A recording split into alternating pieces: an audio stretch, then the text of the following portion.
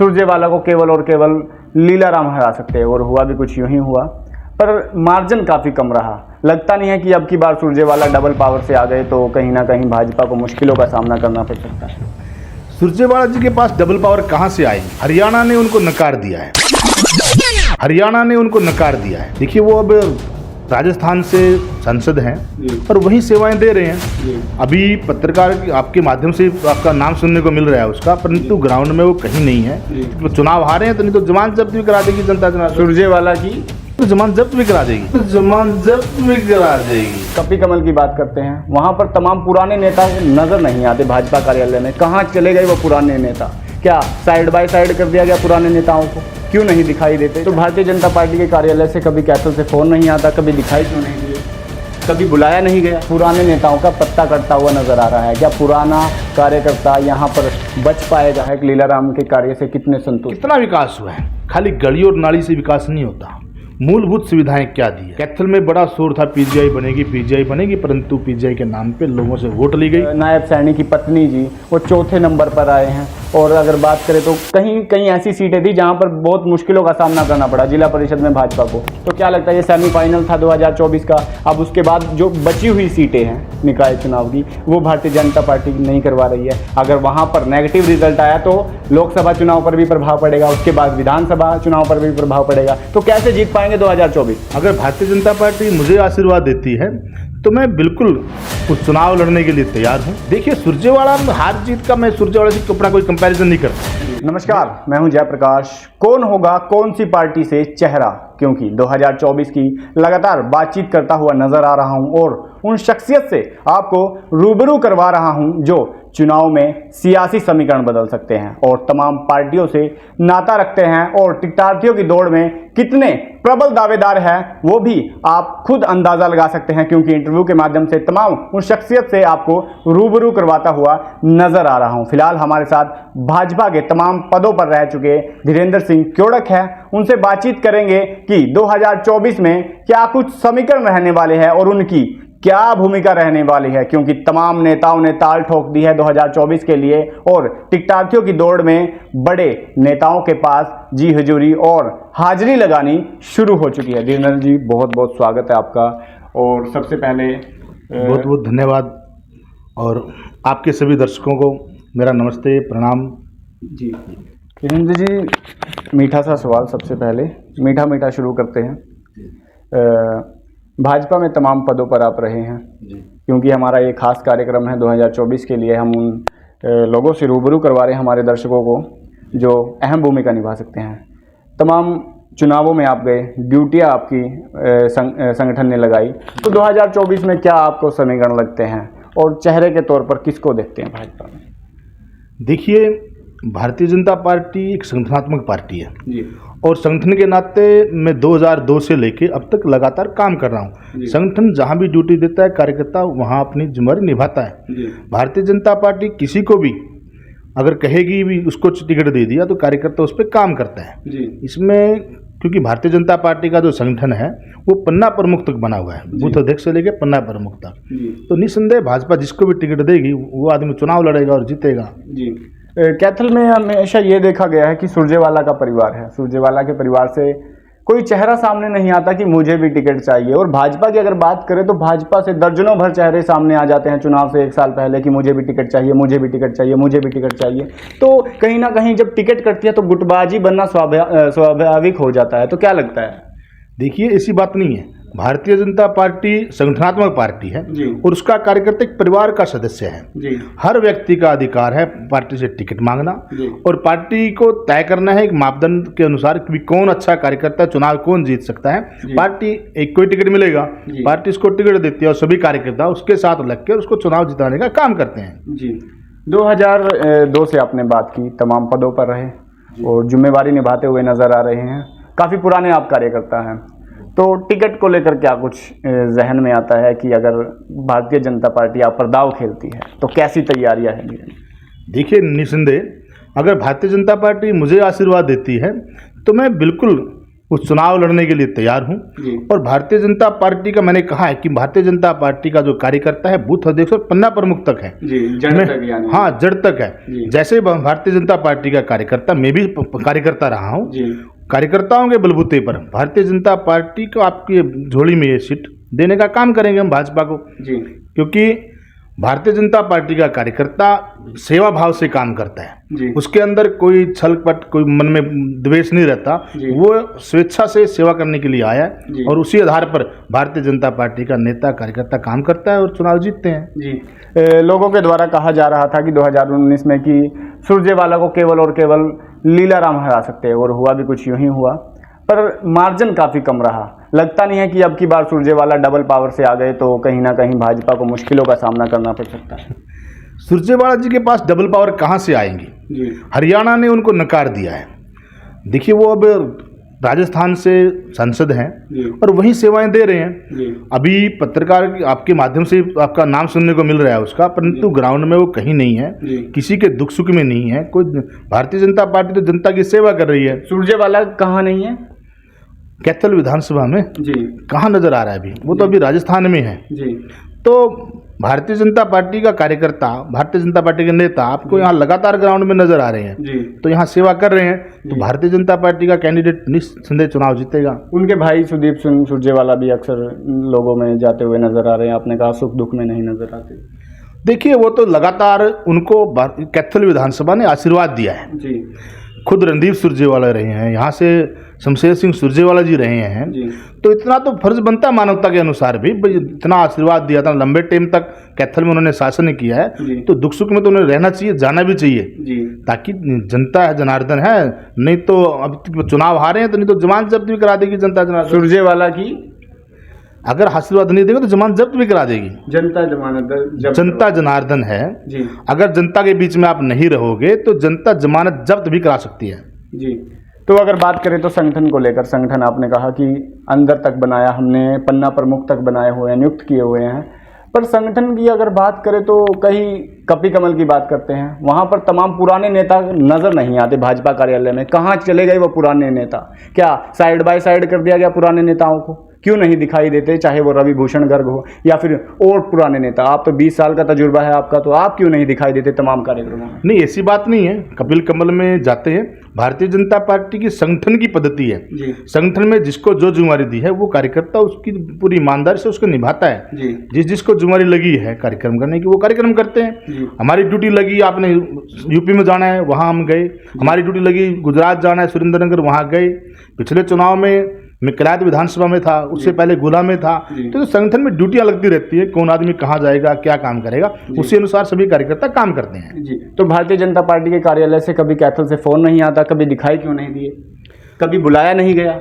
नहीं, ऐसी बात नहीं, जाते रहते हैं कपिल कमल में भी, परंतु जितना जहाँ कोई ड्यूटी लगती है जो हम उस पर उसी में ज़्यादा महत्व रहता है। अगर आप कहीं मीटिंग संगठन की चली हुई है और अंदर क्या पता संगठन क्या तय कर रहा हो, उसमें इंटरफेयर करेंगे, वो भी अच्छी बात नहीं होती। संगठन ने जो ड्यूटी लगाई है उसी पे काम करते हैं और वही अपना आना जाना वही रहता है, उसी को निष्ठा से निभाते हैं। चलिए, अगर बात कर लेते हैं 2019 के बाद जिला परिषद के चुनाव आए, उसके बाद उससे पहले निकाय चुनाव भी हुए। जिला परिषद के चुनाव में जहां पर भाजपा ने टिकट पर दाव खेला था, जिन जिलों से टिकट दी थी वहां पर जमानतें जब्त हो गई।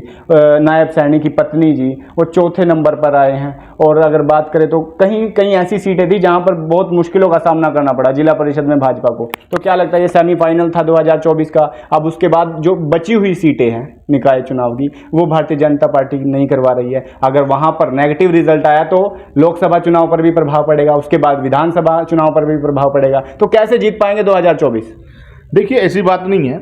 नगर निगम के चुनाव और पंचायतों के चुनाव, पंचायत का चुनाव तो भाईचारे का चुनाव होता है, परंतु भारतीय जनता पार्टी ने अपने कार्यकर्ता सक्रिय रहे और ग्राउंड लेवल पर काम करें, इसलिए उन्होंने कमल का फूल भेजने का काम किया, देने का काम किया।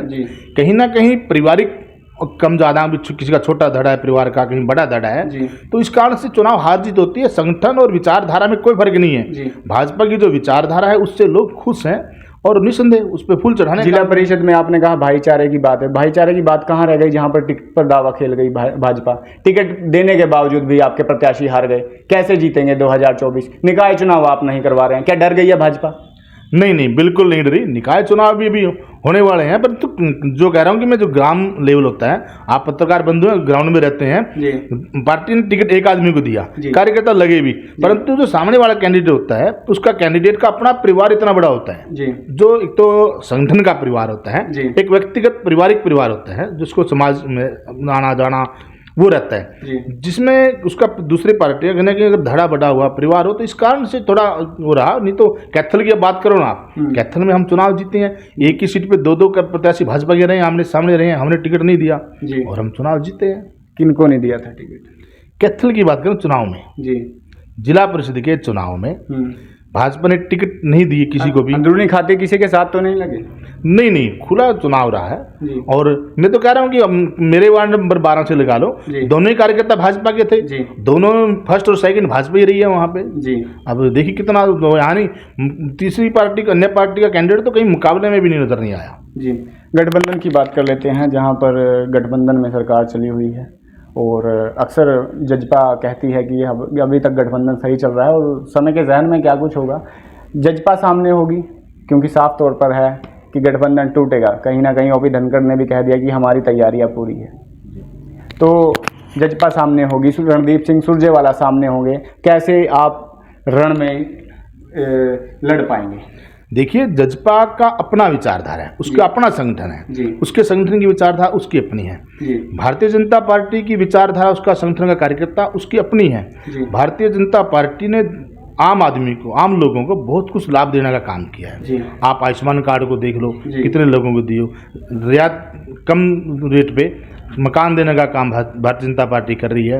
और भारतीय जनता पार्टी का कार्यकर्ता इतना समृद्ध है कि वो समाज सेवा के भाव से काम करता है, और निस्संदेह आप चुनाव में देखो, ये कार्यकर्ता सभी लगेंगे और हम चुनाव जीतेंगे। वीरेंद्र जी, एक बहुत मीठा सा सवाल, भारतीय जनता पार्टी के संगठन की मजबूती की बात आपने की है। टिकटार्थियों की दौड़ में जो सूत्रों के हवाले से अभी तक खबर है, अगर नाम गिने तो दर्जनों भर नाम आ जाते हैं भाजपा के, चाहे लीलाराम गुज्जर हो या फिर खुद अगर बात करें तो कई नाम सामने आ रहे हैं। सुरेश गर्गनोज का परिवार है, कैलाश भगत है, और भी नाम ऐसे हैं जो अभी तक सामने नहीं आए। उसके बाद चुनाव के आसपास वो भी दौरे करने स्टार्ट कर देंगे। तो दर्जनों भर चेहरे जब टिकट कटेगी, तो वो दर्जन भर चेहरे जब अंदरूनी काट करेंगे, तो कैसे सामना करेंगे दोबारा से? मैंने कहा है कि भारतीय जनता पार्टी का कार्यकर्ता संगठन और विचारधारा से जुड़ा हुआ है। हर आदमी का, यहाँ तक कि तो बड़े चेहरे की बात कहते हो, भारतीय जनता पार्टी का बूथ अध्यक्ष भी टिकट मांग सकता है और उसी एक आदमी को पार्टी टिकट देगी, सभी लोग उस पर लगेंगे। ये नहीं कि संगठन का जो कार्यकर्ता है, जो चुनाव लड़ने वाला कार्यकर्ता है, उस कार्यकर्ता के कितनी दिल खुशी से काम करते हैं कार्यकर्ता। मैं तो, अगर आप भारतीय जनता पार्टी मुझे आशीर्वाद देती है तो निस्संदेह भारतीय जनता पार्टी का लक्ष्य है अंत्योदय, जो अंत में बैठा व्यक्ति है उसका विकास करना। और हमारा जो अंत में जो व्यक्ति है, हमारा पन्ना प्रमुख है, उस पन्ना प्रमुख के दायरे में 60 वोट आती हैं। अगर मेरा कार्यकर्ता लगन से काम करेगा, जो उसके दायरे के जो लोग हैं, एक बूथ में लगभग 1000-1200 वोट होती हैं, हर बूथ पे लगभग 5 साल में 12-13 लाख रुपए का काम बनता है, और हम हर सबका सम्मान विकास कराएंगे। और वो काम की बदौलत हमारा कार्यकर्ता दिल जान से लगेगा, क्योंकि उसको पता है कि जो उस मेरे वार्ड में जो काम होंगे, और मैं कार्यकर्ता हूँ, समाज सेवा कार्यकर्ता हूँ, निस्संदेह वो लोग, क्षेत्र के लोग होंगे, हमारे कार्यकर्ता को नेता मानेंगे और भारतीय जनता पार्टी की विचारधारा से जुड़ेंगे, और वो चुनाव जीतेगा कार्यकर्ता। टिकट को लेकर कितना आश्वस्त है? क्योंकि और तमाम दिग्गज नेता भी हाजिरी लगाना शुरू कर चुके हैं बड़े नेताओं पर, क्योंकि कहीं ना कहीं ऊपर से जब सेटिंग हो जाती है तो पुराने नेताओं का पत्ता कटता हुआ नजर आ रहा है। क्या पुराना कार्यकर्ता यहाँ पर बच पाएगा? देखिए, भारतीय जनता पार्टी संगठनात्मक पार्टी है, यहाँ हाजिरी कोई मायना नहीं रखती ऊपर नीचे की। यहाँ तो नीचे की मार्ग चलती है भी, नीचे ग्राउंड में कौन कार्यकर्ता सक्रिय है, किसका ज़्यादा दबदबा है, कौन कार्यकर्ता जनता और कार्यकर्ता को साथ लेके जनता का विकास, समाज सेवा किसके मन में है, कौन चुनाव जीत सकता है, उस सभी विचारधाराओं को ध्यान में रखते हुए सभी विचारों को पार्टी टिकट देती है और वो चुनाव जीतता है। कैथल के विकास की बात कर लेते हैं। विधायक लीलाराम के कार्य से कितने संतुष्ट है और कहाँ तक कार्य कराया? क्योंकि लोगों का कहना है कि रणदीप सिंह सुरजेवाला ने विकास की गंगा बहा दी थी और कैथल का जो नक्शा है वो चेंज करने का काम रणदीप सिंह सुरजेवाला ने किया था। देखिए, मैं आपके माध्यम से पूछना चाहता हूँ कि कितना विकास हुआ है। खाली गली और नाली से विकास नहीं होता, मूलभूत सुविधाएं क्या दी है। भारतीय जनता पार्टी ने कैथल में महर्षि वाल्मीकि विश्वविद्यालय बनाने का काम किया है। वैसे अभी बनने के तैयार हो चुका है और उसकी क्लासेस भी लगनी शुरू हुई। कैथल में बड़ा शोर था पीजीआई बनेगी, परंतु पीजीआई के नाम पे लोगों से वोट ली गई और वो नहीं बनी गई। माननीय मुख्यमंत्री मनोहर लाल जी ने उसकी घोषणा कर रखी है, उसकी जमीन रिक्वायरों के बगैर डिमार्केशन हो चुकी है उसके करनाल रोड के ऊपर, और फाइल प्रोसेस उसका चला हुआ है। बहुत ही जल्दी उस पर काम शुरू हो जाएगा और कैथल को एक मेडिकल कॉलेज मिलेगा। मेडिकल कॉलेज करते रहते हैं बखान, इतने साल हो गए, वो दिखाई नहीं देता, वो इनविजिबल हो गया क्या, गायब हो गया क्या, कोई जादू वादू हो गया क्या उस पर? नहीं, देखिए करनाल रोड पे मैं कह रहा हूँ कि जमीन है, आपको बोर्ड लगा मिलेगा, वो बोर्ड ही नजर आता। खाली कांग्रेस के टाइम में तो सिर्फ घोषणाएं थी, हमने जमीन उसके लिए रिक्वायर कर रखी है और उसके लिए फाइल प्रोसेस चला हुआ है। देखिए, जब कोई चीज़ हम बनाते हैं तो उसमें बहुत सारी चीज़ें होती हैं, ड्राइंग बनती है, उसके लिए बजट होता है, बजट होने के बाद फिर पूरा प्रोसेस चलता है, प्रोसेस चलने के बाद फिर उस पर काम बनता है। तो मेडिकल कॉलेज है, अब इसमें कुछ शक नहीं, चल तो रहा है जी, अब बहुत जल्दी बन के तैयार हो जाएगा वो जी। कैथल में पहली बार भाजपा जीती 2019 में, इतनी हॉट सीट को लीलाराम ने भाजपा की झोली में डाल दिया, तो क्यों नहीं लीलाराम पर विश्वास जताया? कोई छोटी मोटी चेयरमैनी भी नहीं दी, मंत्री तो दूर की बात छोड़िए जनाब, लगता नहीं था कि चेयरमैनी और मंत्री पद मिलने के बाद थोड़ा विकास और तेज हो सकता था? देखिए, भारतीय जनता पार्टी का कार्यकर्ता और संगठन मंत्रालय में कोई ज़्यादा अंतर नहीं रहता। माननीय विधायक जी हैं और माननीय सीएम साहब से जाते हैं, मिलते हैं, काम देते हैं और काम होते हैं टकाटक। काम तो मुख्यमंत्री जी ने करना है। अभी मेरा ही गांव है क्योड़क, माननीय मुख्यमंत्री जी ने गोद लिया है, उसमें लगभग 125 करोड़ के विकास कार्य चले हुए हैं।